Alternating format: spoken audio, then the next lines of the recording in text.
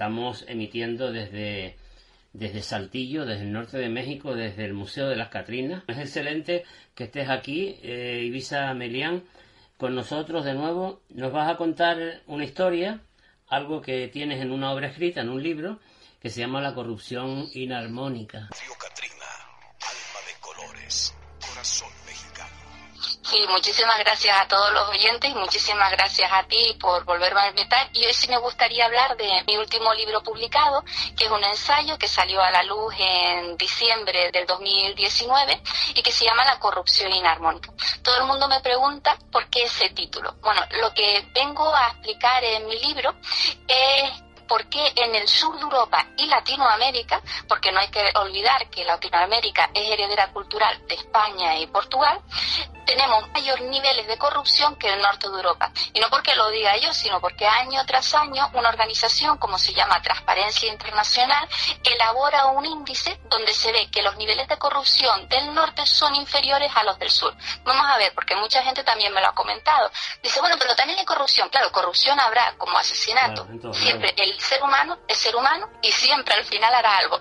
¿Cuál es la diferencia? El porcentaje. Y se nota que los porcentajes del sur de Europa y Latinoamérica son mayores que del norte de Europa.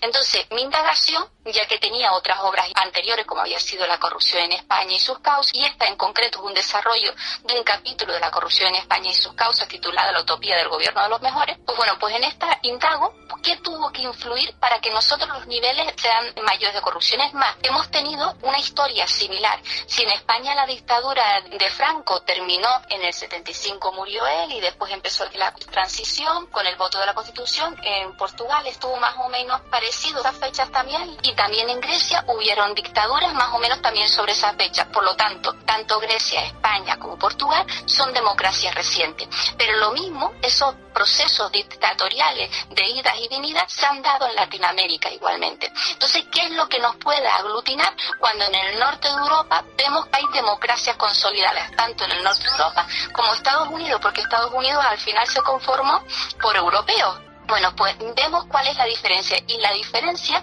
mi estudio es que es a través de la religión y filosofía se han modelado dos pensamientos completamente diferentes en el norte y en el sur de Europa.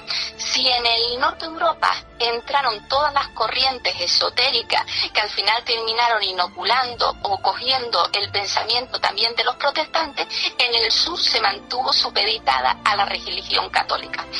Esoterismo que entró en el norte de Europa a través del Antiguo Egipto. Del Antiguo Egipto se reinterpretó por los griegos posteriormente se pasó a los musulmanes, en los musulmanes pasó al misticismo cristiano. Por una parte tenemos que recordar a San Bernardo de Claraval, que fue el artífice de la regla de los templarios. En su momento tuvieron conexión cuando viajaron a Tierra Santa, tanto con los sufíes, cábala, con toda esa corriente esotérica, pensamiento que después se rescata en el Renacimiento con la escuela de Florencia, y después el iluminismo Rosacruz, del iluminismo Rosacruz recala en la masonería y termina conformando lo que es una vertiente. Sin embargo, en el sur de Europa se rompió esa línea, no permitieron que entrara nada. Es más, en su momento Menéndez y Pelayo decía que en España era incapaz de entrar herejía alguna. ¿Por qué? Porque en España tuvimos una Inquisición que estaba supeditada a la corona de los reyes católicos, donde mantenía la doctrina. Una réplica de esa Inquisición fue en Portugal, y después tuvimos la Inquisición también en Roma, que se encargaba de combatir a las herejías provenientes de los protestantes. Inquisición que también operó en Latinoamérica. Porque hay que entender que la religión católica lo que quería en su momento era mantener al grupo unido. Pero lo importante es que llegue otra vez Cristo, la parusía, que se llama la teoría de la restauración de Israel, y que venga y que nos salvemos todos. Entonces, para que pueda suceder eso, se tiene que mantener todo el grupo unido. Eso durante la Edad Media se llamó la República Cristiana. Toda la iglesia era conformada bajo el cuerpo de Cristo. Entonces la iglesia determinó que el único canal de conexión directo con Dios era la propia iglesia, y en el 870 inclusive dictamina que alma y espíritu es lo mismo. Sin embargo, en el norte todas esas corrientes esotéricas esotérica mantiene una concepción tricotomista diferenciada de cuerpo, alma y espíritu. La Iglesia Católica decía que si alguien conectaba directamente con Dios y no había utilizado la Iglesia, lo había hecho con el maligno. Por lo tanto, entraba la Inquisición en ese momento. Y en España, inclusive cuando empezaron las guerras de religión con los protestantes, Felipe II, por todo el miedo de lo que había pasado en Alemania, casi la mitad de la población murió en las guerras de religión. Entonces lo que hicieron fue forzar las fronteras y no permitir que nadie de España fuera a estudiar al norte de Europa, para que no se contaminara de esas ideas. Inclusive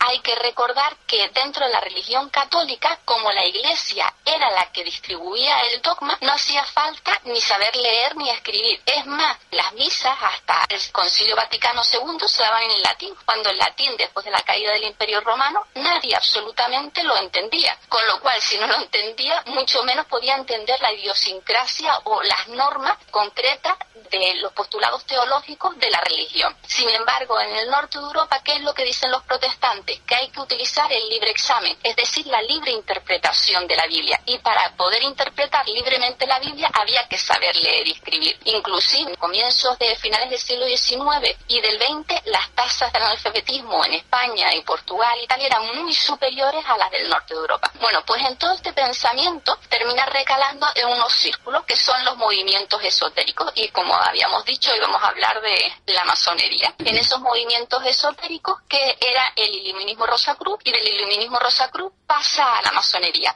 El iluminismo Rosacruz hay que entender que coge una vertiente que era la de Joaquín de Fiore. Ya San Bernardo de Claraval, dentro del misticismo cristiano de la Iglesia Católica, decía que a Dios no se lo podía razonar, que Dios era una experiencia, Dios o lo que cada uno entendamos, que solo se podía llegar a Él a través de la experiencia individual. Y él empezó a atisbar lo que iba a pasar, que se iba a fraccionar el cristianismo debido a que se estaba otorgando un racionalismo excesivo. Y ese racionalismo excesivo, es decir, querer entender a Dios a través de la razón, iba a provocar un desentendimiento entre diferentes sectores. Y él luchó contra los escolásticos que defendían esta postura. Sin embargo, uno de los principales figuras de los escolásticos era Santo Tomás de Aquino. Y Santo Tomás de Aquino, al final de sus días, tuvo un episodio de éxtasis, de arrobamiento, y él dijo que todo lo que había escrito hasta ese momento era simplemente paja. Y se negó a terminar su suma teológica. Sin embargo, la Iglesia Católica cogió como referente a el tomismo de Santo Tomás de Aquino, es decir, el misticismo de San Bernardo de Claraval pierde la partida y la gana la escolástica, el tomismo de Santo Tomás de Aquino, que está considerado actualmente como el referente filosófico de la Iglesia Católica, donde decía que para llegar a Dios había que llegar hasta Él a través de la razón. Las posturas de San Bernardo de Claraval las recoge Joaquín de Fiore. Joaquín de Fiore, otro místico cristiano, divide en tres las etapas. Él decía que la historia se dividía en una primera etapa, donde sería el Antiguo Testamento, donde las personas serían esclavos; una segunda etapa, donde sería la edad del Hijo, donde estaríamos hablando del Nuevo Testamento, donde las personas serían siervos y estarían supeditadas a instituciones, a libros,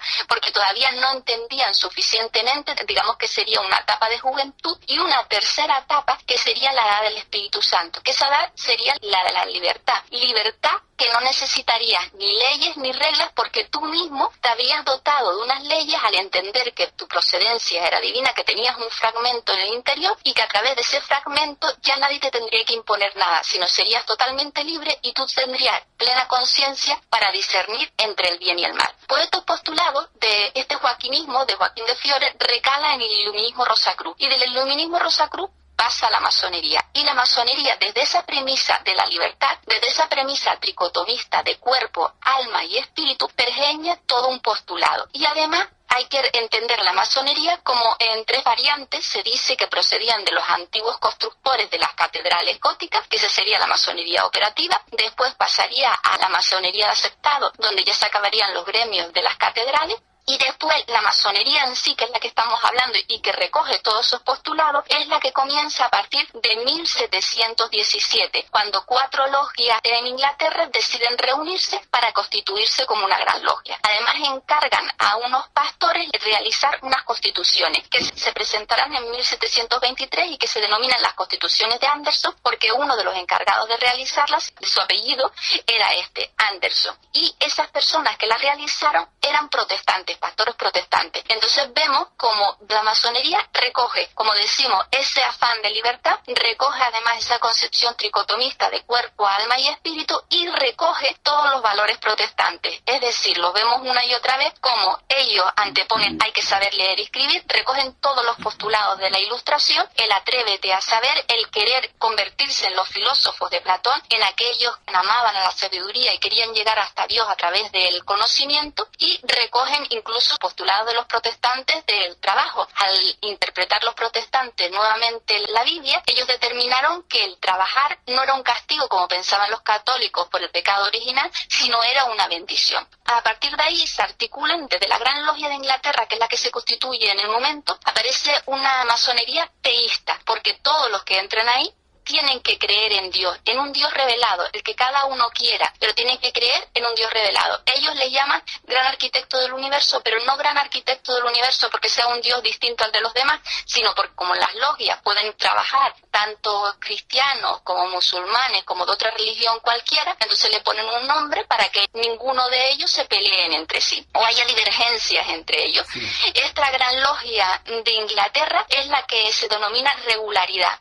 Le denominan ellos regularidad, y después aparece otro tipo de masonería que es la deísta, que se relaciona ya con la Revolución Francesa en Francia y que pertenece a la Gran Logia de Francia y que otorga más valor al racionalismo. Pero lo que tienen en común estas logias y sobre todo la masonería inglesa, que es la que se le denomina regularidad, y dentro de ella está el rito escocés antiguo y aceptado, que es el más, digamos, el más practicado en el mundo actualmente, es que aparte de unos conocimientos esotéricos en un determinado momento, en los primeros grados lo que intentan es inculcar las ideas liberales, las ideas de los principios liberales. Por eso digo yo en mi libro que todas estas ideas, estas corrientes místicas, hay que estudiarlas, y la teología en sí, porque a partir de ahí es cuando se pergeña una concepción. En estas logias se educaban todas las élites políticas de su momento. Es más, por ejemplo, en Suecia, donde hubo una transición entre un país que era sumamente corrupto a un país donde aminoró por completo la corrupción y se tomaron una serie de reformas, hoy por hoy Suecia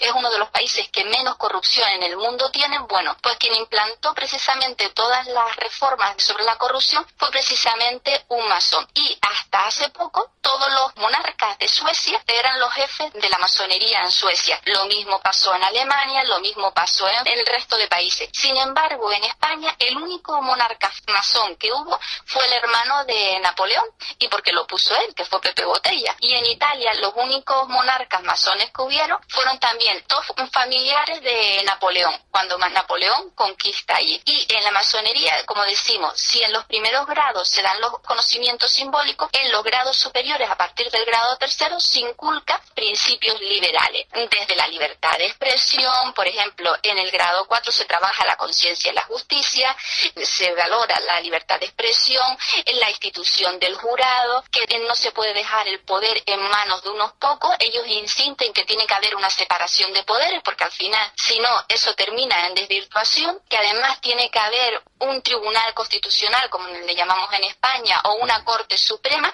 a la que pueda apelar el ciudadano por si se cometen injusticias, y los ritos son diferentes pasajes de la Biblia, con lo cual muchas veces se dice que la masonería, otras corrientes son sectas. No pueden ser sectas porque secta significa que se desvían de la religión, y ellos en ningún caso promulgan religión alguna. Es más, para desarrollar bien cada uno de los grados de la masonería como de otros cultos, necesitan tener conocimiento bíblico. Si no conoces la Biblia, muchas veces al intentar estudiar los grados te pierdes, porque no sabes de dónde vienen. Ellos se basan, crean una leyenda, pero se basan en principios bíblicos, desde el Apocalipsis, desde el Antiguo Testamento. Después ellos hablan de construir el Templo de Salomón, que el Templo de Salomón viene a ser la Nueva Jerusalén que se menciona en el Apocalipsis. Al final se trata que a través de tu trabajo interior, tu perfeccionamiento, tú termines iluminando a los demás y tu iluminación hacia los demás termine cambiando el mundo. No se trata de imponer nada a los demás. Si en el primer grado se trabajan ellos sobre su piedra bruta, ellos dicen que son una piedra bruta, es decir, acaban de llegar a la masonería y todavía están ciegos, no saben completamente, alegóricamente utilizan unos símbolos para devastar su piedra y seguir perfeccionando. Cuando son compañeros, se supone que ya tienen una piedra cúbica, es decir, que se han pulido algo a través del trabajo y del conocimiento, porque el principio de la ilustración que era atrévete a saber. Y después, cuando son maestros, se dice que ya son una piedra cúbica acabada en punta, porque la piedra cúbica representa el cuadrado, que es lo terrenal, y la pirámide que corona esa piedra representa lo celestial, es decir, la unión de lo terrenal con lo celestial, como se habla en el hermetismo, como es arriba es abajo y viceversa. Y dice Melián, ya que estás con el tema, déjame recordar, porque estaba pensando en el templo que hay en Santa Cruz, el templo masónico que hay en Santa Cruz, que yo he escuchado que es de los más imponentes que hay en Europa, no sé en qué más sitios del mundo, pero es un templo muy importante, lo fue en su tiempo, ahí está, en medio de Santa Cruz, de la capital de Tenerife, y es un templo pues que con todas sus características, muy bonito, templo, no una casa de 4 paredes, con sus 4 esfinges, con su triángulo arriba, el ojo que todo lo ve en un excelente relieve, muy bonito. ¿Qué sabes tú de ese templo masónico de Santa Cruz? Mira, todos los templos masónicos, de todas formas, una joya, yo creo que como patrimonio se deberían conservar, sean de las corrientes que sean y creamos o no creamos. Yo creo que es un gran atractivo el mantenerse, y más sobre todo en un país como España, donde la masonería, como decimos, estuvo sumamente castigada. En el sur de Europa casi no se dejó entrar la masonería. La Inquisición asociaba masonería con liberalismo. ¿Y por qué? Porque dentro de los grados masónicos se aboga por la separación entre Iglesia y Estado, y hasta el Concilio Vaticano II, que se celebró en 1962, la Iglesia todavía aspiraba a regresar a la República Cristiana, donde la Iglesia y el Estado trabajaran conjuntamente, conformando el cuerpo de Cristo, mientras que el monarca, o en este caso el gobernante, el presidente del país, fuera un simple representante de Dios para mantener a todos unidos. Esa es la creencia en ese momento. Hay que ponerlo en su contexto, porque esto ha cambiado muchísimo, por supuesto, pero hay que ponerlo en su contexto. Entonces la masonería estuvo muy castigada en España, incluso se la asociaba con, recordemos a Franco, el contubernio judeo-masónico. Eso se llama en comunicación política buscar un enemigo único y echar todas las culpas de todo, porque el judaísmo no tiene nada que ver con la masonería. Pero bueno, como todas las dictaduras, tanto las de izquierdas como las de otro signo político, las de derecha, fascistas y demás, han estado contra la masonería porque defendían los principios de libertad. Tanto las comunistas de Stalin como las de Mao Zedong. Además, el comunismo prohibió a la masonería. Trotsky llegó a decir que todos los masones tenían que morir bajo fuego rojo. Después, la dictadura de Salazar en Portugal también prohibió la masonería. En España, el franquismo prohibió la masonería. En Italia, también con el Duce, prohibieron la masonería. Eso estuvo muy castigada en todo momento por promover esa libertad. Es más, en España, por ejemplo, se calcula que antes de comenzar el franquismo habían como unos 4.000 masones. En España siempre el número ha sido muy poco porque no llegó a arraigar casi nunca. Sin embargo, se hicieron expedientes a supuestos 80.000 masones, con lo cual se utilizó para reprimir a otra gente que nada tenía que ver con la masonería en su momento. Y la masonería española solo adquiere la regularidad, es decir, solo adquiere la dependencia de la inglesa, es decir, hasta ese momento se pensaba que habían poquitos masones y que bueno, que trabajaban de aquella forma, que no trabajaban, digamos, todo lo correctamente que se debiera, en 1987, o sea, que el otro día prácticamente. Y como dicen, en todos los templos masónicos se recogen algunos de los símbolos. La gente dice, bueno, pero esos símbolos son los símbolos, tanto de la masonería como del resto, la masonería es deriva del cristianismo, como decimos, la realizaron pastores protestantes, pero todos los pasajes, o casi todos los grados del rito escocés antiguo aceptado, se basan en capítulos bíblicos, y los símbolos que hay ahí se refieren a eso precisamente, a, digamos, símbolos que conectan con lo trascendente, porque un símbolo al final conecta lo terrenal con lo trascendente. trascendente. Cuando ya se ha conectado con la trascendente, el símbolo no vale de nada. Entre esos símbolos está la escuadra y el compás, que todos conocemos. Pero ¿qué es la escuadra y el compás? Con la escuadra se dibujan cuadrados, que es lo terrenal, y con el compás se dibujan círculos, que es lo espiritual. Pero esto no es un símbolo masónico, porque muchas veces la gente lo asocia con masonería. Esto era un símbolo que se utilizaba en la Edad Media, porque en la Edad Media a Cristo, a Dios, se lo representaba con el compás como constructor del universo. Y de ahí viene ese símbolo. Entonces muchas veces se confunden unas cosas con otras.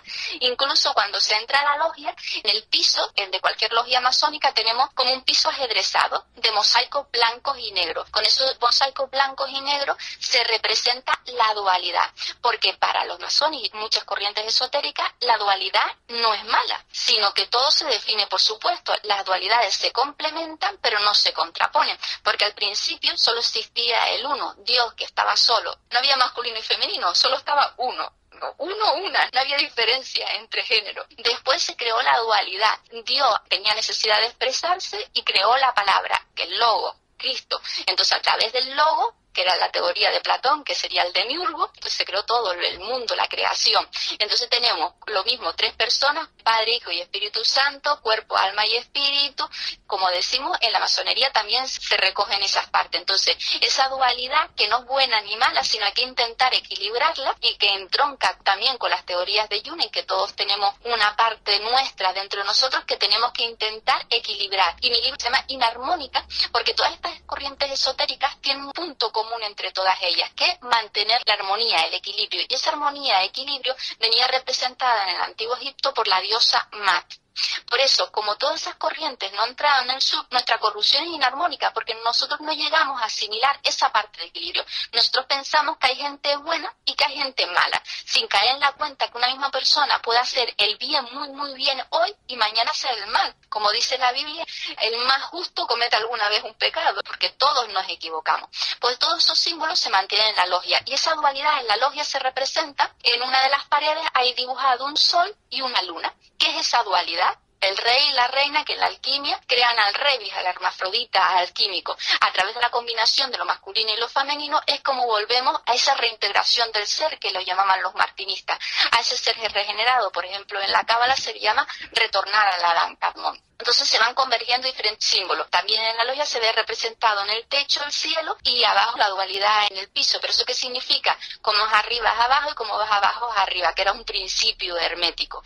En la logia también, cuando se entra, quien ha visitado una logia o la de Tenerife, hay en el techo una cuerda que tiene unos diferentes nudos. Eso se llama cadena de unión, y eso representa el símbolo de hermandad entre todos los masones, entre todas las personas. Porque estas corrientes defendían el lema de libertad, igualdad y fraternidad, pero que tiene una connotación religiosa. ¿De dónde venía? Ellos pensaban que si todos provenimos de Dios, es decir, nuestro progenitor es el mismo para todos, todos somos iguales y por tanto somos hermanos. De ahí fraternidad y libertad, porque aspiran a eso que decíamos al principio de Joaquín de Fiora, de llegar a esa edad del Espíritu Santo, en el que seas completamente libre. Pero esto lo decía muy bien, creo que era Mandela, cuando él lo tenían encarcelado, decía que llegó un momento en que él era totalmente libre, porque le daba igual lo que le hicieran a él. Él se había adoptado unos principios y él iba a mantener esos principios bajo todo, se cayera el mundo alrededor suyo. Entonces él había conseguido la libertad. Esto se entronca con el imperativo categórico de Kant. Kant era un filósofo alemán que él determinó, en base a todas estas corrientes, que puesto que todos tenemos al final una chispa en el interior, los masones la llaman estrellas flamígeras, los rosacruces es la rosa roja, en diferentes culturas la llaman de una forma diferente. El misticismo cristiano la llama la naturaleza crística, puesto que en el corazón debe renacer Cristo. Pues como tenemos ese fragmento del Creador, todos somos iguales, y ese fragmento del Creador, ¿qué nos hace? Nos da unos principios que tenemos que mantener bajo todo, no podemos negarlo. Aunque te peguen, aunque te hagan lo que te hagan, tú tienes que mantenerte fiel a las convicciones. Entonces, cuanto más desarrollado un país, se supone que menos reglas tienen que haber, porque cada ser humano va a saber en cada momento lo que tiene que hacer, no porque solo diga un código ético, sino porque realmente él siente que lo tiene que hacer así, porque las normas morales durante toda la historia, en esas élites donde se aprendía no era con un código ético, sino se aprendía a través de la experiencia. Porque Confucio decía, lo que oigo, lo olvido, lo que veo, lo recuerdo, lo que hago, la aprendo. Es decir, solo a través de la experiencia podemos aprender. Y esto la neuroeducación lo está constatando hoy en día. Entonces, esas normas morales, tú te dotas de unos principios y tú los aprendes y los asimilas y los interiorizas. Entonces, los puedes ejecutar. Sin embargo, incluso el Banco Mundial dice que cuanto menos normas hay, más desarrollado está en un país y menos corrupción hay. Sin embargo, cuanto más normas, mal síntoma. En España tenemos más de 100.000 normas que la ley dice que el desconocimiento de la ley no exime de su cumplimiento, pero muchas veces nadie las comprende, nadie las sabe y nadie las entiende. Por eso es tan peligroso que todo ese conocimiento se está olvidando. Y si todo ese conocimiento se termina por olvidar y no se rescata, al final estamos procediendo a una involución y no una evolución. Por eso muchas veces estos temas que hasta ahora estaban un poco denostados, hay que recuperarlos y hay que entenderlos en su sentido. Después cada uno puede creer, no creer o dejarlo. Pero muchas de las reglas filosóficas y muchos de los postulados políticos que hoy en día se manejan, como decimos, principios de libertad, principios de igualdad, el principio de ética, valores morales, se han aprendido a través de estas concepciones. Por eso es muy importante. Y como decimos, ya sea en la masonería o en otras corrientes, la han aprendido a través de ahí. Y después el ojo que todo lo ve, el triángulo, que todo el mundo dice, bueno, eso es un símbolo masónico. No, el triángulo se representaba, si vemos cuadros cristianos del cristianismo de la Edad Media, estaba representado el triángulo, porque el triángulo es la manifestación de la Trinidad, del Padre, el Hijo y el Espíritu Santo. Y el ojo porque es Dios, Dios todo lo ve, son tres personas y una sola sustancia, uno y trino. Exactamente, así mismo es. Has hecho una descripción perfecta del templo masónico. Me gustaría decir, en el templo masónico, que no sé si la tienen abierta esa parte o no la tienen abierta, hay una cámara de reflexión, se llama cámara de reflexión. Bueno, en esa cámara de reflexión es cuando los masones se van a iniciar, los introducen en esa cámara de reflexión para que hagan su testamento filosófico. Bueno, de lo que se trata es que mueran como profanos y renazcan como iniciados. Pero esto viene desde el antiguo Egipto. Esas cámaras ya estaban en las pirámides. Después los pitagóricos recogen esa cámara en su ritual. Los pitagóricos tenían dos partes, los acusmáticos y los matemáticos. Es decir, Pitágoras impartía un conocimiento esotérico y un conocimiento exotérico. Y en ese conocimiento esotérico era de iniciado y tenían que pasar una serie de pruebas para ser admitidos. Y una de las pruebas era que los introducían en una cámara donde había una vela, donde tenían que intentar resolver un problema y no sabían hasta cuánto tiempo iban a estar ahí. De lo que se trataba la cámara de reflexión, por ejemplo, en las logias masónicas tienen inscrita la palabra vitriol, que es un adagio alquímico, baja al interior de la tierra y retorna renovado, viene a decir. Lo que se habla aquí es del lema escrito en el frontispicio del templo de Delfos: conócete a ti mismo, conocerás el universo y a los dioses. Es decir, la masonería lo único que hace es aportarte unas herramientas para que tú hagas una introspección, te conozcas a ti mismo, intentes inculcarte una serie de valores, mejorarte y a través de tu luz, es decir, perfeccionar tu piedra, que esa piedra encaje en el templo de Salomón, que es la comunidad, que encaje en la sociedad y que a través de tu trabajo tú puedas perfeccionar a la sociedad. Pero no que tú le impongas al otro lo que tiene que hacer, sino que tú, con tu trabajo y con tu mejora personal, puedas al final iluminar a los demás y que los demás por sí mismos puedan mejorar. Esa es la diferencia, que mucha gente entiende que la masonería y otras corrientes intentan imponer con conspiración y demás. No se trata de eso, se trata de que tú te mejores, porque muchas veces al final el ejemplo es lo que hace, como decían en el zoroastrismo, regular, equilibrar pensamiento, palabra y acto. Es decir, si tú piensas de una forma, dices otra y actúas de otra distinta, mal vamos. Tiene que haber coherencia entre el pensamiento, la palabra y el acto. Y esto es lo que se enseña en estas corrientes iniciáticas. Así es. Ibiza Melián, te quería comentar una cosa que dijiste antes de Tomás de Aquino, y me parece un pensamiento muy increíble lo que Tomás dijo al final, a través de la razón, de que tú no eres o tú no seas o no vas si no es a través de la razón, si no, no vas a entender nada. Claro, Santo Tomás lo que decía, a través de la razón llegaremos, pero sin embargo al final de sus días él dijo, no, me equivoqué, todo esto es paja. Y sin embargo, San Bernardo, que era el pensamiento, es a través de la experiencia. Es decir, nosotros a Dios es una sensación. no lo podemos razonar. Tú puedes aprender teológicamente todas las cuestiones, pero si tú no lo pones en práctica, no lo has vivido, por ejemplo, yo me puedo aprender toda la teoría de cualquier corriente de esta, me lo sé teóricamente, pero si después en mi día a día yo no lo practico, yo no me intento acercar a Dios a través del trabajo y mi ejemplo, mal vamos, porque no ha servido de nada. Entonces de lo que se trata es que tú lo experimentes. No se trata de que yo lo comente todo en teoría, sino que esto lo experimentemos. Si tú dices que hay que ayudar a los demás, no lo intentes imponer a los demás, empieza por ti. Claro. Y a través de ese trabajo, tú te vas a acercar a Dios. Porque hay que tener en cuenta una cosa, todas estas corrientes de lo que trataban era retornar a esa unidad. Lo que decíamos, el revival alquímico, la Tancamón, la reiteración del ser de los martinistas, volver a esa unidad. Porque cuanto más separado estabas de Dios, más maldad había. Quien divide entre los blancos y los rojos, los amarillos y los azules, y nosotros somos los buenos y ustedes son los malos, ya mal vamos, ya ahí te estás separando de Dios. Y eso lo dice toda la mística cristiana, todas estas corrientes. Entonces lo que hay que tender es esa unidad. Y esa unidad no se trata de imponérsela a los demás, sino al final lo que decía uno en aquella supuesta conversación que tuvo con Villanes Fray, venceréis pero no convenceréis. Al final de lo que se trata es convencer, y la única forma que tú tienes para convencer es a través de tu ejemplo y el trabajo. No le digas a los demás lo que tienes que hacer, empieza por ti y empieza a trabajar por ti. Entonces de lo que tratan esto es que tú te perfecciones y después termines iluminando a los demás y te intentes acercar a Dios a través del ejemplo, del trabajo de Dios, o lo que cada uno crea, de intentar ayudar a los demás. Por ejemplo, tanto en la masonería como en todas las corrientes, una de sus obligaciones es la beneficencia. Yo diferencio entre beneficencia y limosna. ¿Por qué? Porque la beneficencia ayuda al que la da, sin embargo la limosna denigra a la persona que se le da, y a la persona que la da tampoco la pone muy bien. Es decir,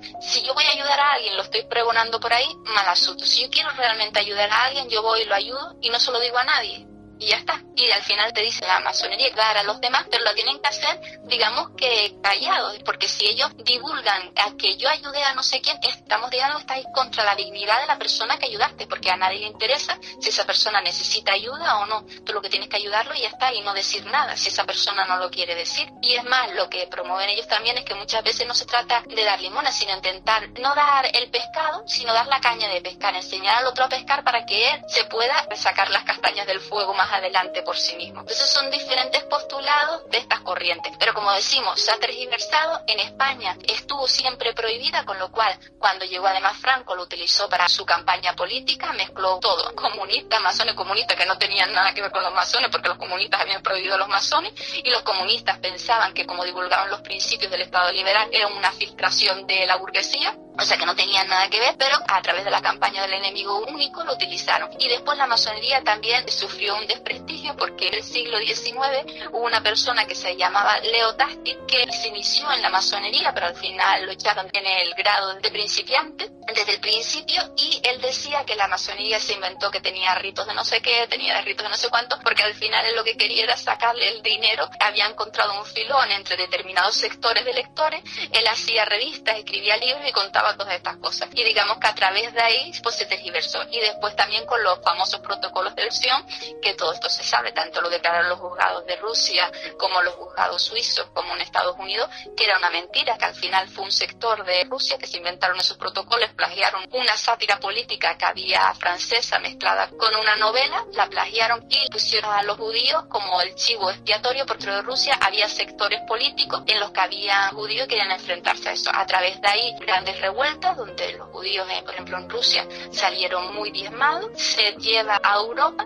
En concreto Henry Ford en Estados Unidos creó una revista, él era antisemita, y para divulgar esos protocolos de Sion, Hitler los llega a coger. Además Hitler era muy defensor de Henry Ford y tenía incluso una foto en su despacho, y utiliza el protocolo y empieza contra los judíos. Pero bueno, que esto en Europa no era nuevo, porque recordemos que también en España se expulsó a los judíos, y empezaron por los judíos y se terminó mezclando con los judíos a los masones, que nada tenían que ver una cosa con otra, o sea que al final se trataba de ir contra los sectores que ellos creían que podían perturbar a su hegemonía política. Al final cualquier dictadura va a ir en contra de sectores que defienden la libertad de pensamiento, la libertad de expresión, la separación entre iglesia y Estado, la libertad de culto, la libertad de credo. Pues todo eso hay gente que no le interesa en un determinado momento. Esto de lo de Tomás de Aquino, y vuelvo con Tomás de Aquino porque me parece muy razonable el conocimiento. Es como hoy en día convencerse gratuitamente de todo lo que vemos y escuchamos.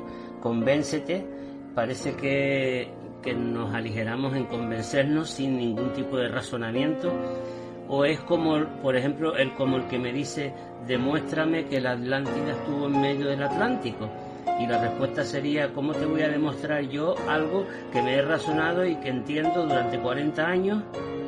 Entonces, pues bueno, entrando en la razón, supongo yo que venceremos con conocimiento de causa. Claro, tienes que esforzarte, pero tienes que, vamos a ver, el sentimiento de Dios o el sentimiento de la divinidad, eso es una cosa que yo no te lo puedo explicar ni te lo puedo imponer a ti. Eso lo entiendes tú porque tú has llegado ahí. Y seguramente tú entenderás una cosa y yo entenderé otra.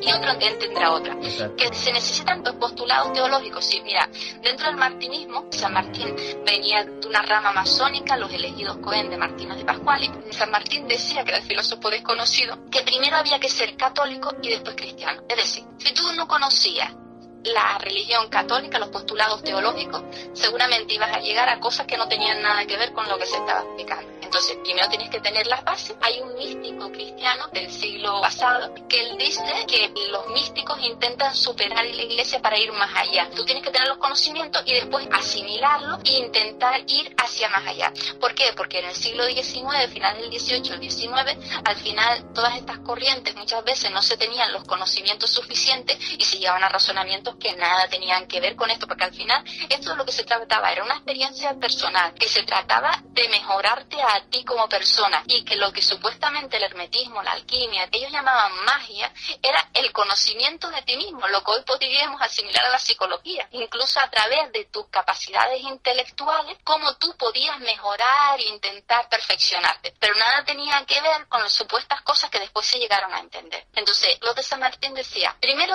conoce los postulados y después intenta llegar. Y Santo Tomás de Aquino decía, vale, los postulados hay que conocerlos, pero Santo Tomás de Aquino al principio decía, no, nosotros tenemos los postulados, los interpretamos y a través de esto es lo que tienes que conocer. Y San Bernardo advertía, no, un racionalismo excesivo no lleva a ningún lado, porque la experiencia que tú puedas tener de la religiosidad siempre va a ser distinta que la mía. Tú no puedes meterte en la cabeza de otra persona y dentro de unas concreciones, pero tú lo vas a experimentar de una forma. Entonces a Dios hay que llevar por la experiencia, y es lo que dicen, por ejemplo, los masones, los rosacruces, todas estas corrientes. Tú tienes que experimentarlo. De nada te vale aprender todos los conocimientos teóricos. Sin conocimientos teóricos no llega, pero de nada te van a aprenderlo si tú no lo practicas. Si resulta que yo digo que soy masón o soy católico y que he estudiado todo y que soy buena persona, y después cuando salgo de aquí insulto a los demás, o como decía la Biblia, no juzgues y serás juzgado, todos los días estoy criticando de los demás, pues entonces no estás siendo un buen católico, ni creyente, ni estás haciendo nada. Entonces tienes que ponerlo en práctica, y eso es lo importante. Por eso decimos que lo importante es la experiencia. Sí, si no tienes los postulados teóricos no vas a llegar a ningún lado, pero es la experiencia la que lleva hasta ese punto. Ibiza, y avanzando en tu razonamiento de tu obra, también dices que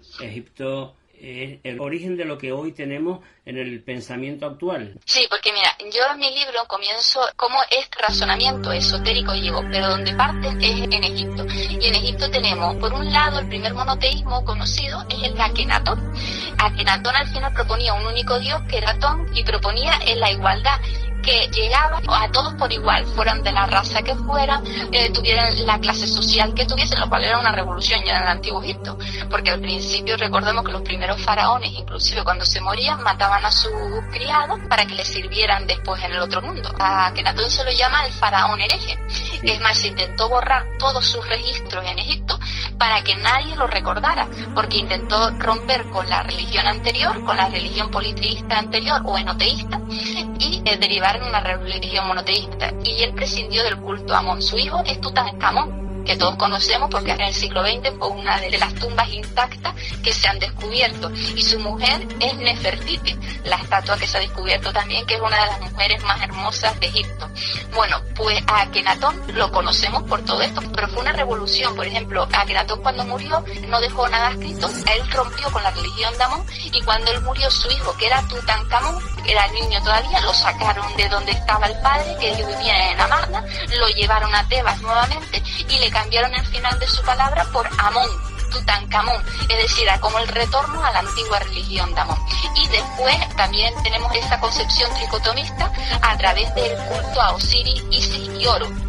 Osiris, que era el dios del inframundo, que era el dios que cultivaba las tierras fértiles del Nilo, que en un momento determinado su hermano Set, que recuerda mucho a Caín y Abel, que le habían tocado la parte improductiva, manda a matarlo y tirarlo al río. Isis, que se entera, lo rescata, pero Set otra vez lo vuelve a trocear en 14 pedazos y lo dispersa por todo Egipto. Sin embargo, Isis, que es considerada la gran maga, que era su mujer, coge y los recompone, pero a la hora de recomponerlo le falta el falo. Entonces sustituye el falo por un falo de oro y a través de ese falo consiguen a su hijo Horus. Horus, que es el que venga a su padre en contra de Set y logra la restitución y pierde el ojo en esa batalla y de ahí el ojo de oro.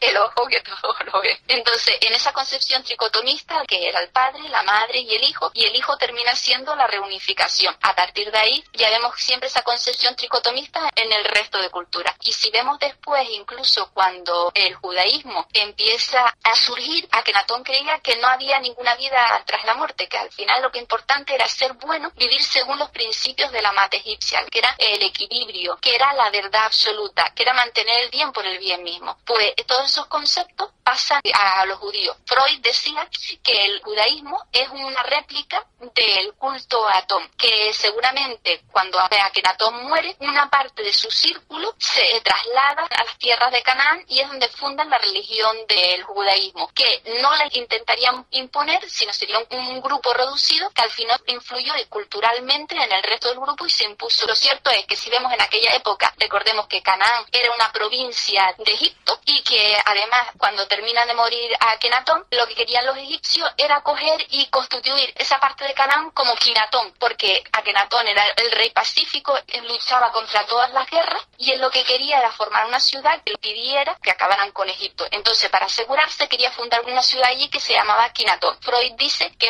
Canaán era un grupo de Akenatón. Es más, incluso algunos determinan que Akenatón se asimilaría a Abraham, que fue el gran patriarca bíblico. Lo cierto es que en la Biblia se repite 700 veces Egipto, es muy importante Egipto, aparece que Moisés venía de Egipto. Freud dice que Moisés era el hermano de Akenatón que se instauró en aquella zona y incluso si leemos la Biblia, y eso los pongo en mi libro, vemos como por ejemplo la magia de Egipto, la Jeca, se reproduce una y otra vez en la Biblia con la vara mágica. Muchísimas veces aparecen episodios, ¿será? ¿No será?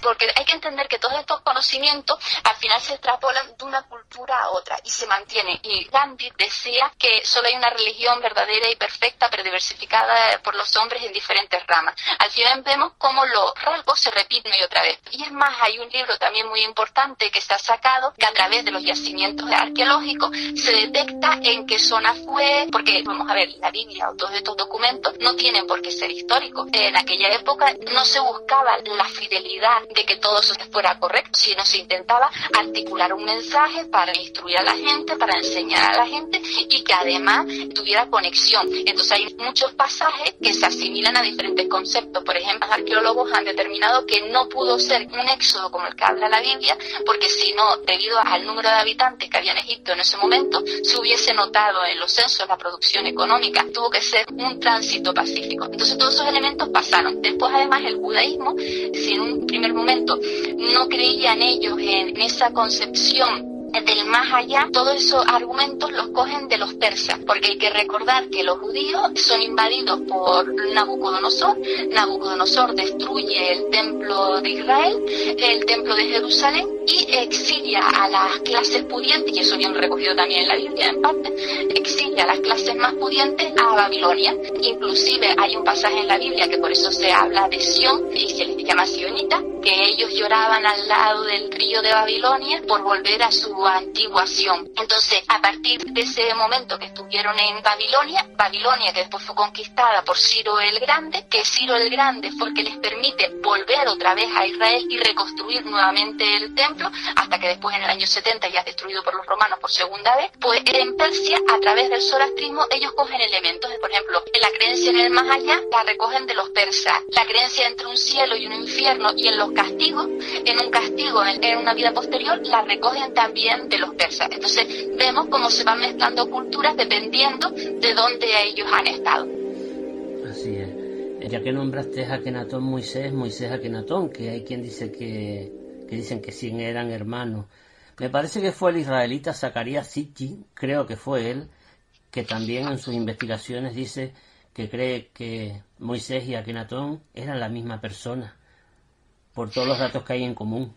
Hay diferentes teorías. Lo que se cree más probable es que fuera Akenatón en sí fuera identificado con Abraham, con el gran patriarca bíblico. Freud apunta hacia ahí, ¿por qué? Porque el originario, digamos que las reminiscencias del judaísmo las crea Akenatón. Moisés sería alguien de su círculo, su hermano no, que se llevaría a esa minoría más culta a Canaán, que Canaán era una provincia egipcia, y hoy sabemos que era así porque se han descubierto diferentes fragmentos de cartas recibidas en su momento, que además esa zona estaba en conflicto y esa zona pedía a Egipto que les mandara refuerzos para poderse asegurar contra sus enemigos. Entonces se cree que fue un círculo. ¿Qué es lo que pasó? Conocía la escritura, tenía un nivel cultural bastante alto, pudo influir en esa zona y a través de su influencia cultural terminó por incluir o divulgar esta religión de Akenatón, que se le llamó de diferentes formas. En la Biblia, si vemos la fusión que hay entre Egipto y la Biblia, hay mucho, incluso el episodio que dice que Moisés era egipcio, y eso está replicado en diferentes culturas. En muchas culturas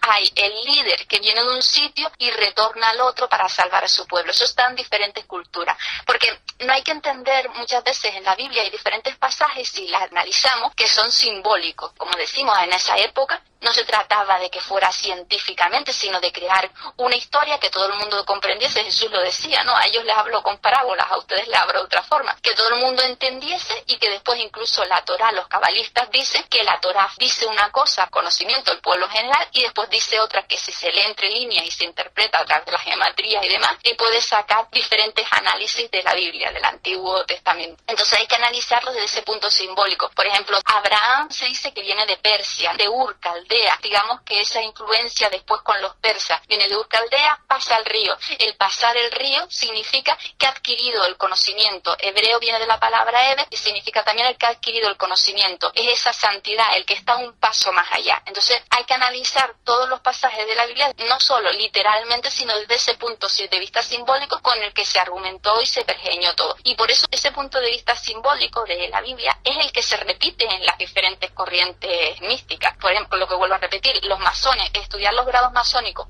si no conoces un poco la Biblia te resulta muy difícil porque llegas a conclusiones que nada tienen que ver. Claro. Entonces, por eso es bueno saber cuáles fueron las vicisitudes de la Biblia. Y también digo que era simbólico porque al final se trataba de que enseñaban unas doctrinas morales al resto de la sociedad, o una historia para que todo el mundo las asumiera y para que todo el mundo las comprendiera. Pero en el Nuevo Testamento se dice, no arrojen las perlas a los cerdos o se volverán contra ustedes y los machacarán. Al final se trata que no divulgues lo sagrado, sino aquel que lo quiera comprender. Miren, los cabalistas dicen que, por ejemplo, lo que no hay que hacer es intentar enseñar algo a alguien que él no quiere. Si alguien es feliz sin ser religioso y sin ser nada, ¿quiénes somos los demás para decirle que está bien o que está mal? Eso también es muy inteligente, sí. Así es. Entonces, lo que quiere decir es que si tú no quieres aprender y tú eres feliz así, haciendo lo que sea, mientras no machaques a los demás o no interfieras a los demás, tú puedes hacer lo que quieras. Pues si tú eres feliz así, yo no soy nadie para imponerte a ti nada. Entonces, tú tienes la Biblia, tú la lees, tú dices, pero yo no quiero indagar más, esto es lo que sé y ya está. Bueno, pero si hay alguien que quiere indagar y quiere profundizar más, ese conocimiento no se lo tenemos que dar a todos, porque tú no lo quieres, y el día que tú lo quieras, como decía Jesús, el quiera se le abrirá, ¿no? Que busque me encontrará. Pues al final, si alguien quiere y se esfuerza, pues entonces sí. Pero si no, si tú no quieres aprender ese conocimiento, ¿por qué tiene que imponerte nada a nadie? Así es, el que busca... Y hay también en todas las culturas, hay que tenerlo, y esto lo he puesto, en el número 40 en la Biblia, que también es simbólico, aparece durante más de 100 pasajes en la Biblia. Y el número 40, para los cabalistas, por ejemplo, es un número de transformación. El número de que una época termina y otra empieza. No es ni buena ni mala, sino un cambio de transformación. Entonces vemos como en la Biblia, por ejemplo, simbólicamente, el pueblo de Israel está 40 años en el desierto, porque Dios hasta los 40 años no decide dejarlos entrar hasta la tierra prometida, después del éxodo bíblico. ¿Por qué? Porque, según dice la Biblia, a los 40 años tienen el suficiente entendimiento para entender.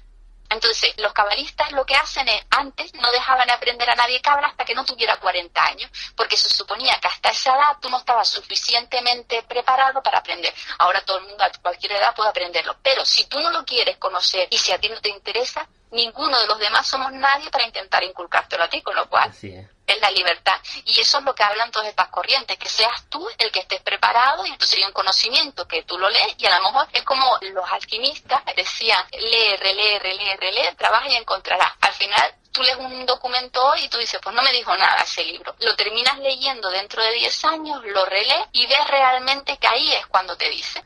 Y ahí nos estamos metiendo ya un poquito, que es más o menos el origen del juego oracular del parchís, donde el parchís, cada número que saca el jugador o el que entra a jugar a la vida, porque el parchís es el juego a la vida, cada número tuyo es personal y particular, tiene un número concreto, y cuando matas al que está delante de ti, pues caminas 20, un 20 que tiene también otro significado, al igual que el 40, al igual que el 6, el 5, en fin, que nos metemos ya en los números y en la significación numérica, muy interesante. Pero vemos como todos esos símbolos que a veces decimos, bueno, pues la Biblia la leemos literalmente, no, si tú empiezas a analizar, empiezas a ver símbolos que en todas las tradiciones han significado diferentes cosas, por eso no hay que tomarlo como un texto rígido, sino que cada cual pueda experimentar. ¿Qué es lo que pasó? Que la Iglesia Católica decía, si ahora cualquiera interpreta lo que le da la real gana, nos separamos todos, nos dividimos. Es más, los protestantes de verdad se separaron en diferentes grupos, hay muchísimos grupos protestantes, luteranos, anglicanos, calvinistas, y ellos lo que querían era mantenerse unidos. Entonces ellos decían, si al final nosotros no regimos esto, cualquiera puede interpretar cualquier tontería, y puede haber gente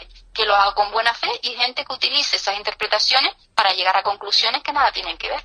Muchas veces cuando analizamos el pasado lo intentamos posicionar en buenos y malos. No hay ni buenos ni malos. Hay que ponerlo en su contexto, intentar entenderlo en su contexto. Y además buscar un chivo expiatorio no sirve de nada, porque el ayer no se puede cambiar. Lo único que se puede intentar cambiar es hoy y el futuro. Y lo pasado lo único que sirve es para aprender de él y poder mejorar el presente y el futuro. Así es. La corrupción inarmónica. Aparte de que es corrupto, no está nada armónico. Es un título bastante que se come a sí mismo, ¿no? Está bien, encima que eres corrupto, encima tu corrupción no es nada armónica.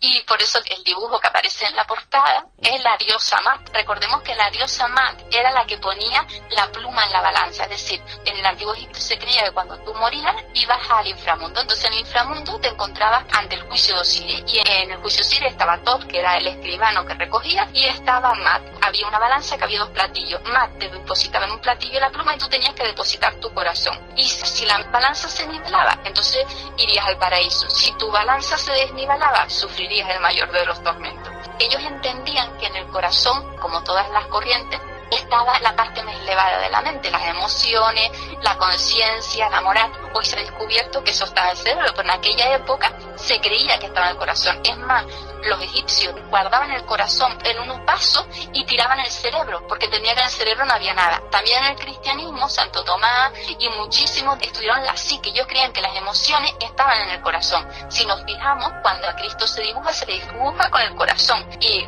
la estrella flamígera como una rosa roja y crece en el corazón. Hoy se dice que a lo mejor lo que ellos estaban diciendo, como esa parte estaba situada en el cerebro, era que ellos intentaban desarrollar esa parte más elevada del cerebro. Hoy se sabe que en pensamiento H creativo aparece de conjugar la parte racional con esa parte emocional, es decir, el lado derecho del cerebro con el lado izquierdo del cerebro.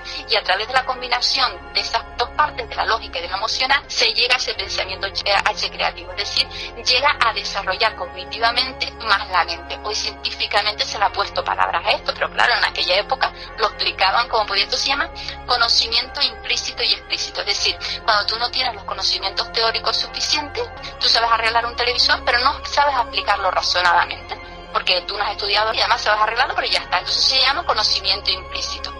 En un determinado momento, cuando tú estudias y cuando tú adquieres conocimiento, puedes explicar razonadamente todo esto, y a eso le llaman conocimiento explícito. Entonces hoy, gracias a la ciencia, estamos empezando a entender qué es lo que querían decir en su momento y que no estaba desencaminado. Es más, todos estos ritos, primero sabemos que durante toda la historia las normas y las leyes no se enseñaron. Yo te digo esto y tú te lo aprendes y ya está, sin entenderlo, sin nada. No se enseñaban así, se enseñaban a través de todos esos conocimientos. Y después que esos rituales lo que creaban era oxitocina. La oxitocina es una molécula que lo que hace a las personas es ser más empático, a intentar ayudar a los demás, más confianza con los demás, intentar de alguna forma ser un poquito mejor persona. Pues así es.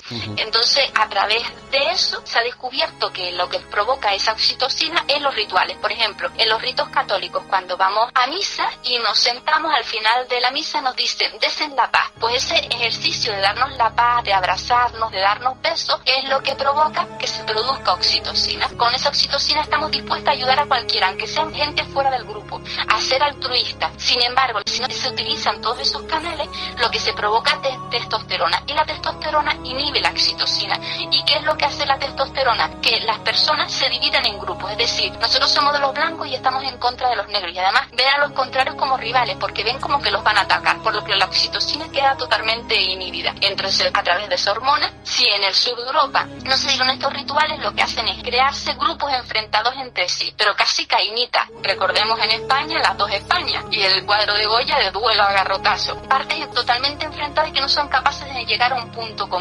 Sin embargo, en el norte de Europa, donde todos estos ritos, donde todas estas corrientes se han instaurado, generan más oxitocina. Y hay un científico estadounidense, Paul Sack, que llama la oxitocina la molécula de la moral, que es capaz de convertir a esa sociedad en mayor moralidad. Incluso en los negocios, la ética de los sentimientos morales de Adam Smith, donde él veía que los negocios, siempre que ganaban las dos partes, se beneficiaban. Es decir, si tú quieres comprar una cosa y yo quiero vender, los dos nos beneficiamos. Entonces, a través de esa oxitocina generamos la ética de los negocios, generamos la ética en la sociedad, en la política y demás. O sea, para que veas que hoy científicamente todas estas cosas se empiezan a intuir de dónde vienen y lo importantes que son. Sin embargo, ¿qué se ha hecho en el sur de Europa? Se prescinde de la filosofía, ya no se quiere estudiar filosofía, con lo cual la religión cada vez más nadie quiere estudiar nada y además se quita, se ve como una cosa que no tiene sentido. Entonces todo ese conocimiento ancestral que durante miles de años ha educado a la sociedad mundial, pues se ha quitado. Entonces podemos prescindir de una parte importante de nuestro conocimiento y pasarnos como nos pasó en épocas anteriores. Se ha descubierto también que incluso en las sociedades primeras, como eran las sociedades del Paleolítico, las pinturas rupestres tenían también un sentido trascendente, eran un símbolo, era una forma que tenía el chamán de que toda la sociedad intentase llegar a una parte más trascendente, intentase llegar a esa conexión con lo espiritual a través de los ritos chamánicos. Y eso se ha descubierto hoy, o sea, que ese sentimiento de alcanzar la divinidad, de conexión con lo trascendente, lo que cada uno crea, está desde que el hombre es hombre. Pues así es, lo que tú has dicho, exactamente. Como sabemos todos, se está emitiendo este programa desde el Museo de las Catrinas, desde Radio Catrina, que está dentro del Museo de las Catrinas, en la ciudad de Saltillo, en Coahuila, norte de México. Y agradecidos estamos a Ibiza Merian por lo que nos ha contado, lo que nos ha explicado. Ese libro suyo lo podemos encontrar como Ibiza. Lo pueden encontrar en Amazon, lo pueden adquirir en cualquier país. Sí. Y lo tienen disponible en Amazon, tanto en versión electrónica como en versión en papel. O sea, lo pueden adquirir tanto como libro físico como electrónicamente. En Amazon, en cualquier país.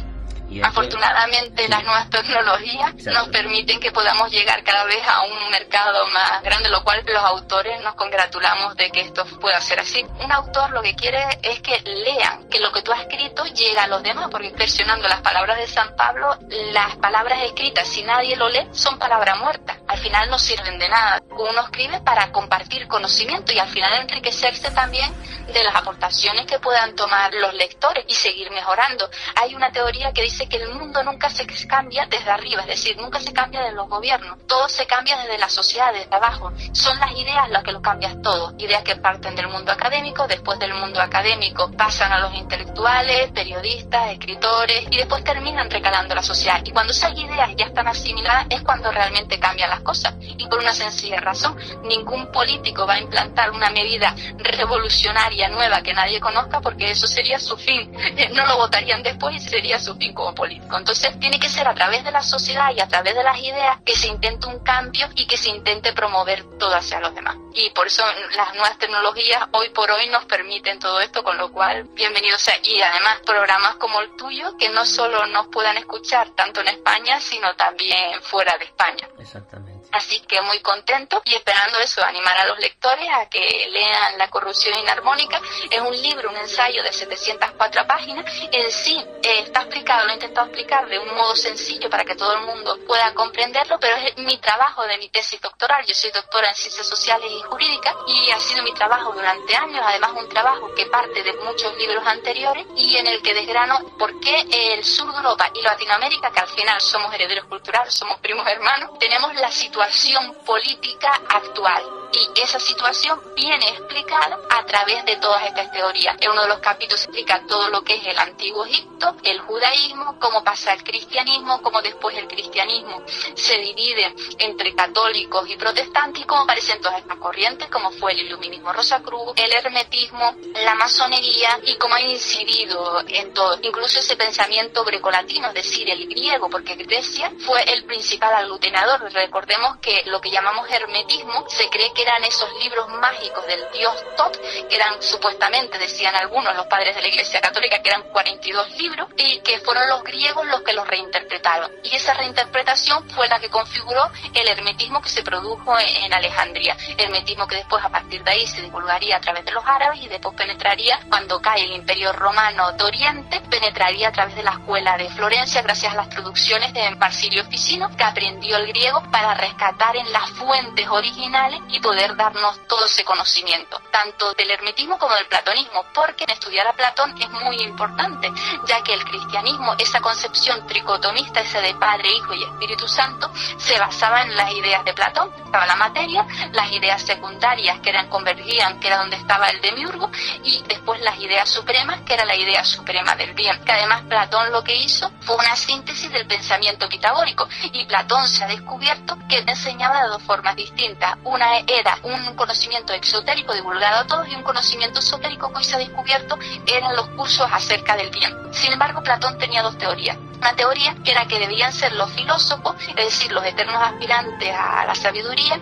los que deberían gobernar. Y eso lo pone en su obra La República. Sin embargo, en su última obra, Leyes, él dice, después de Sinsabores Personales y darse cuenta que no hay personas perfectas, que todos nos equivocamos, en que no deben ser los filósofos los que gobiernen, sino los que crean las leyes, y que después hay un mínimo de leyes justas y que esas sean las que repercutan en todo. Porque si no, eso es tendrá un gobierno dictatorial. ¿Qué es lo que pasa? Que en el occidente cristiano, la teoría que entra era la de Platón, la de la República, y no la de Leyes. Y de ahí nosotros tenemos una concepción idolátrica del poder. Es decir, nosotros creemos en un Mesías que va a venir y nos va a salvar de todo. Sin embargo, en el norte de Europa, donde penetraron todas estas corrientes, ellos entienden que puesto que todos somos imperfectos, lo que tenemos que hacer es ponerle límites al poder. Y precisamente una de las teorías de la separación de poderes, la de contrapeso, es ideada por Montesquieu, que era precisamente masón. Lo decía James Madison, que si todos fuéramos ángeles, necesitaríamos un gobierno, porque al final todos nos equivocamos. Podemos hacer lo mejor y lo peor de nosotros. Pico de la Miranda, durante el Renacimiento, dice que somos totalmente libres y que el sacar la mejor versión de nosotros o lo peor depende de cada cual, no depende de nadie más, con lo cual hay que supeditarlo toda a la separación de poderes y al control, poderes que se controlan entre sí. Sin embargo, en el sur de Europa lo supeditamos a escoger a un ser perfecto, y esto se basa en esa teoría, y que además cuando Santo Tomás de Aquino, que fue el referente de la escolástica, ellos recogen las ideas no las de Platón, sino las de Aristóteles, y Aristóteles creía que el deber del gobierno era educar a esos seres perfectos que supuestamente nos tenían que gobernar, y de esa creencia en esos seres perfectos hemos terminado erigiendo al cirujano de hierro español, que nos ha posibilitado tener dos dictaduras en España en el siglo XX, como fueron la de Franco y la de Miguel Primo de Rivera. Y siguen habiendo dictaduras en Latinoamérica, gobiernos que no se controlan entre sí y tienden de democrático casi a democracias imperfectas o democracias fallidas, y hay que tener cuidado porque muchas veces tenemos que tener en cuenta que nadie se llama a sí mismo gobierno autoritario. Por ejemplo, Pinochet decía que él era un demócrata y que en Chile no hubo nunca una dictadura. En España, Franco le llamó a su régimen democracia orgánica y era una dictadura plena, pero ningún dictador llama a su propio gobierno dictadura. Lo único que hizo Franco fue hacer una constitución, porque tenía tanta tedio, tanto animadversión por lo liberal, que ese término de constitución él entendía que pertenecía a los liberales. Entonces les llamó leyes fundamentales, pero de resto, como decía mi madre, nadie da a virar su corcova. Sí. Una corcova, para el que no lo sepa, por si acaso, es la parte de arriba de los camellos y de los dromedarios.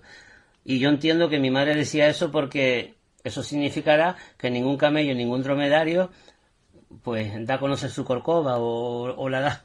Algo de eso era. Que nadie reconoce lo suyo.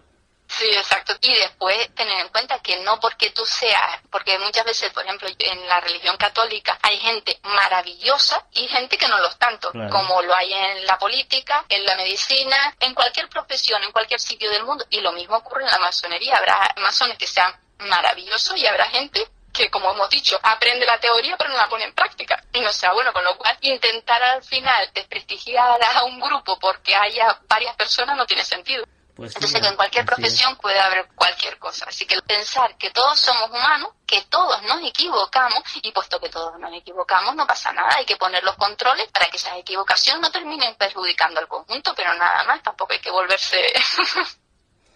Pues así es, Ibiza Melián. Pues muchas gracias. Ibiza está platicando con nosotros desde la isla canaria de Fuerteventura. Yo estoy en la ciudad de Málaga, al sur, en Andalucía, al sur de la península ibérica. Y todo este maremágnum, este potajito, está saliendo desde Radio Saltillo, desde Radio Catrina en Saltillo.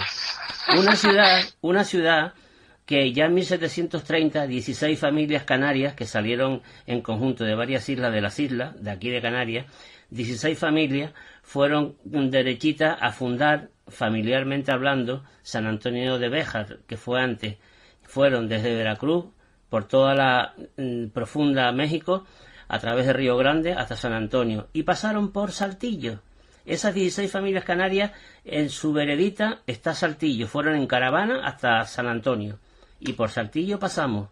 Yo digo pasamos porque me parece que yo estuve en esa familia. No sé. Pues puede ser, puede ser. Pues por ahí pasaron las familias, por Saltillo. Monclova, Saltillo, Río Grande y San Antonio de Béjar, y ahí fundaron San Antonio a nivel civil. Y después ya pasó a llamarse Texas. Y Texas, no lo sé explicar bien, pero había una tribu de apaches llamados Texi o algo de eso, y por un mal recibimiento en el oído de los canarios, no le decían por su nombre a esos apaches, sino Texi, y de ahí vino la palabra Texas, por culpa de los canarios, para que sepan ahí. Eso quien no lo sabe contar cuando venga es Humberto Lecuona, que nos hablará de los canarios en San Antonio. Ah, pues qué interesante. Habrá que escucharlo entonces. Sí. Yo me he enterado por él de muchas cosas que no sabía. Y gracias que hay un libro escrito donde se redacta, una de las hijas de la familia, redactó todo su paso desde salir de Santa Cruz hasta llegar a La Habana, Veracruz y San Antonio. Todo el recorrido, por todo la México. En caravana, antiguamente. Y éramos muy amigos de los indios. La historia está por escrito. Nos llevamos muy bien con las tribus que le salieron al paso a los canarios. De todas formas, también es verdad que Latinoamérica y España son primos hermanos. Compartimos la misma origen, la misma cultura. O sea que... Hombre, tú también lo dices, me parece que en tu libro, que a raíz de la cultura Europa española, ¿quién tiene la herencia? América. Que también lo habla. Sí, claro, es que todo se extrapoló de España y Portugal, el sur de América, Latinoamérica, fueron un apéndice nuestro y todavía nos unen lazos comunes, lazos de integridad, o sea que yo creo que primos hermanos, es más, y sobre todo los canarios que tanto hemos tenido que emigrar como otras zonas de España, el que no tiene un familiar en un país es en otro, con lo cual yo creo que siempre nos hemos mantenido unidos. De todas formas, ahora si me dejas apuntillar respecto a la masonería, que se me había olvidado, mucha gente cree que las guerras de independencia de Latinoamérica tuvieron que ver con la masonería, fue la masonería, y hay una creencia, hay un jesuita español que se llama Ferrer Benimeli, y que ha estudiado muchísimo este tema, que él asegura que el problema está en que lo que se creen que eran logias masónicas en Latinoamérica no eran logias masónicas, las logias Lautaro no eran logias masónicas, eran logias políticas, y la masonería tiene prohibido dentro de esas constituciones de Anderson hablar de política y de religión, porque es un tema que desune a sus integrantes, porque si tú eres musulmán y yo soy cristiano y nos ponemos a hablar tú de la tuya, al final es un tema que entra en fricción entre los dos. Pues lo mismo de política, y además que estás obligado a respetar las leyes del país. Hay uno de los grados que insiste sobre eso y pone como ejemplo a Sócrates. Sócrates decidió, a pesar de que entendía que las leyes eran injustas, prefirió morir antes que ir contra una ley que había promulgado su propio país, porque él podía haberse salvado, sin embargo prefirió la muerte en la Grecia clásica. Entonces la masonería, estás obligado a respetar las leyes del país y estás obligado a acatar y no ir contra los gobiernos. El problema es que se confunde a esas logias Lautar con logias políticas. Del único que se tiene constancia de que fuera masón es de Simón Bolívar, que fue iniciado en Europa. Pero pasó una cosa curiosa con Simón Bolívar. Simón Bolívar, cuando llegó al poder, ¿qué es lo que hizo? Prohibir la masonería. ¿Por qué? Porque precisamente estamos diciendo que hablaba de libertad, libertad de pensamiento, libertad de opinión, libertad de expresión, libertad de culto. Al final, cualquier régimen que quiere imponerse no va a querer a gente que se lo cuestiona todo. Y el lema principal de la masonería es el libre pensamiento, como el de muchísimas corrientes. Y lo que decíamos antes, que al final de lo que se trata es educar en esa curiosidad permanente y en esa crítica constante, en el pensamiento crítico. En España esto lo promulgó la Escuela Libre de la Enseñanza, que estaba basada en las teorías de Krauss, que fue masón y sacó todas las teorías de ahí. Bueno, pues la Escuela Libre de Enseñanza es: no digas nada hasta que tú no lo hayas razonado y no sepas por ti mismo que eso es verdad. Es el aprender haciendo, que eso en la pedagogía, uno de los primeros pedagogos en España fue Bartolomé Cosío, y en Estados Unidos esa teoría o ese lema del pensamiento crítico lo ha llevado el pedagogo Jean Dewey. O sea que, para poner esa salvedad sobre la masonería en Latinoamérica, y además es verdad que en Latinoamérica se ha promovido muchísimo la masonería. Y hay una cosa curiosa también en Latinoamérica: en todos los países comunistas estaba prohibida la masonería, tanto en China como en Rusia se prohibió completamente la masonería, por lo que decíamos, porque ellos creían que eran infiltrados de la burguesía, menos en Cuba. En Cuba Fidel Castro permitió la masonería. ¿Qué es lo que pasó? Porque vio que estaba muy implantada en ese sitio, al final lo que hizo una masonería para poco controlarla. Y también porque la masonería promueve la beneficencia. Ellos creen que es un deber el ayudar a aquel que no tiene. Entonces era una forma también de que en un sitio con paupérrimas condiciones, que si no tenían para un entierro o no tenían para ayudar a las familias, a través de la masonería se podían ayudar entre ellos. Era una masonería de aquella forma controlada. Me imagino que algunos principios, algunos grados no los llevarían como tal, y es más, hay un gran número de masones en Cuba, o sea que... Pues así es. Pues Ibiza... Quería puntillar esto para, como hoy hemos hecho este programa sobre la masonería, y que estoy segura que además que tiene muchísimos adeptos también en México, pues para puntillar este tema si les interesa. Ya que lo tocaste, estuve con un conocido masón en Saltillo, de allí, del templo masónico de Saltillo, que lo vi de lejos, no entré, en forma triangular, y sí. Pues yo animo que si los templos pueden visitarse, si los permiten visitarse, de todas formas hay veces que las logias hacen jornadas de puertas abiertas donde se pueden ir a visitar. Yo no pertenezco a ninguna corriente esotérica, pero sí es verdad que cuando han hecho algunas jornadas de puertas abiertas he querido ir a ver cómo son las logias, y han tenido a bien, aunque yo no pertenezca a ello, pues enseñarlas y a la gente animarla que si pueden que vayan, porque van a entender muchos de los símbolos que hemos explicado, y que entiendan también que esos símbolos, si se van lo que es a la reminiscencia, a las escrituras o a la Biblia, pueden encontrarla. Estamos hablando del rito escocés antiguo y aceptado, que es uno de los más prolíficos, porque después hay otro rito, que es el rito escocés rectificado, que surgió a partir del martinismo, de esa rama, decimos, de Martínez de Pascuali, donde estaba Luz Clos de San Martín, y que se crea el rito escocés rectificado, que es una rama masónica, que esa es cristiana 100%, esa tienes que ser cristiano para poder llegar a entender cómo son los pasajes. Los pasajes y los grados. Sí, yo te conocí a ti en la logia Ábora de la Rosa Cruz Amor en Santa Cruz de Tenerife, dando la charla de Doña Blanca. Exacto, que era un libro que se basaba en las leyendas rosacruces, un ensayo novelado, partía de los 3 manifiestos rosacruces, donde ellos querían renovar el mundo. Pues a través de todos esos conocimientos me llevó a desarrollar este libro también, porque como decimos, es iluminismo rosacruz, donde se descubrieron esos 3 manifiestos, tanto la Fama Fraternitatis en 1614, que ellos lo que querían era reformar Europa. Después tenemos el Confessio Fraternitatis, que ellos lo que querían con eso era incitar a una renovación intelectual, es decir, el promulgar ese conocimiento, que todo el mundo aprendiera. Recordemos que Comenius, que está reconocido por las organizaciones mundiales, él lo que quería era que la enseñanza llegase a todos, y es un referente de la educación. y después las bodas químicas de Christian Rosenkreuz, que al final lo que se basaban en regenerar el iniciado, pues mucho de ese conocimiento recaló en la masonería. O sea que unas corrientes terminan llevando a otro, y si se analizan varias, se ve de dónde está la raíz de ese entroncamiento y de dónde ha surgido, y cómo esos postulados filosóficos y religiosos, cómo han determinado que una concepción diferente en Occidente, en Europa, una distinta en el norte y una distinta en el sur, que al final ha incidido en los sistemas políticos de la región. Pues así es. Fue la Orden Rosacruz Amor Ágora de Santa Cruz de Tenerife. Sí, además que les guardo un cariño muchísimo porque me permitieron llegar a su logia sin ser Rosacruz, dar una charla también en una logia que tienen en Madrid y una Otronao que tienen en Gran Canaria, y la verdad es que a través de esas charlas pues pude, como decimos, al final esto es un contacto, una retroalimentación, claro. El escribir, y a través de esas charlas puedes aprender más cosas que tú no sabías o darte pistas toda esa gente que está allí, o sea que al final escribir un libro es una retroalimentación. Tú explicas, pero también recibes un feedback de los lectores. Lo que es muy importante para seguir aprendiendo. Yo hago este programa, pero también lo haces tú, y yo aprendo contigo y con el otro y con el de más allá y el de más acá. Hoy mismo he aprendido cositas de Tomás de Aquino, fíjate tú, que me encanta.